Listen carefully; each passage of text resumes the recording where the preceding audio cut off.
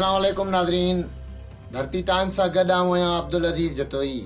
नज़र विझंदासीं ताज़ा तरीन हेडलाइंस ते। कशमोर मां महराज सिंधी जी ख़बर शामिल कंदासीं। गुडू वासी मखी बिरादरी जे माण्हुनि जो शिकारपुर पुलिस जे ज़ियादतुनि ख़िलाफ़ एहतजाजी मुज़ाहिरो। उन मौक़े ते भगवान दास, माई वरसी, माई जीवणी, मुज़ावर ऐं ॿियनि जो चवणु हो त शिकारपुर पुलिस राति जी ऊंदाहीअ में असांजे घरनि मथां काह करे असांजे मर्दनि तोणे औरतुनि खे सख़्तु तशदुद जो निशानो बणाइण सां गॾोगॾु असांजे माण्हुनि खे ज़ोरी खंभण जी कोशिशि पिणु कई आहे। जॾहिं त गुडू थाणे चंद क़दमनि जे फ़ासिले ते हुअण बावजूदि असांजी फ़रियाद नाहे ॿुधी वई। हुननि वधीक चयो त असीं पोरियत करे पंहिंजे घर जो गुज़र सफ़र कंदा आहियूं ऐं असांजो कंहिं बि ॾोहारियुनि सरगर्मियुनि में को बि तालुक़ु नाहे। हुननि chief justice of Pakistan IG Sindh DIG Larkana खां मुतालबो कयो त शिकारपुर पुलिस पारां असांजे घरनि मथां चढ़ाई ऐं तशदुद जो नोटिस वठी असां सां इंसाफ़ कयो वञे।